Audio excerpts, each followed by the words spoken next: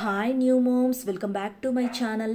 Day 3 lunch రెసిపీకి అయితే carrot rice prepare చేస్తున్నాను. సో అది ఎలా ప్రిపేర్ చేయాలి, దానికి కావాల్సిన ఇంగ్రీడియంట్స్ అయితే ఇక్కడ నేను హాఫ్ గ్లాస్ రైస్ అయితే తీసుకున్నానండి.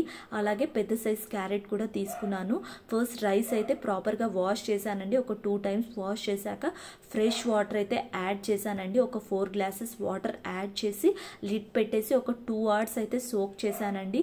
సో సోక్ చేశాక రైస్ అయితే నేను కుక్కర్లోకి ట్రాన్స్ఫర్ చేశానండి. అలాగే చిన్నగా చాప్ చేసుకున్న క్యారెట్ పీసెస్ కూడా దాంట్లో యాడ్ చేశాను. లిడ్ పెట్టేసి ఒక 6 or 7 విజిల్స్ అయితే కుక్కర్లో పెట్టుకున్నాక చూడండి ఎంత స్మూత్గా అయిపోయిందో. ఇప్పుడైతే మ్యాషర్తో స్మూత్గా మ్యాష్ చేసేద్దాము. సో చూడండి, క్యారెట్ రైస్ పిల్లలు కూడా చాలా ఇష్టంగా తింటారు, ఎందుకంటే అది స్వీట్గా ఉంటుంది కాబట్టి వాళ్ళకు తినిపించేటప్పుడు కొంచెం అయితే దాంట్లోకి యాడ్ చేయండి. సో ఎంతో టేస్టీగా ఉన్న క్యారెట్ రైస్ అయితే రెడీ అయిపోయిందండి. సో క్యారెట్స్లో ఇమ్యూనిటీ పవర్ అలాగే యాంటీ ఆక్సిడెంట్స్ అనేవి చాలా అధికంగా ఉంటాయి.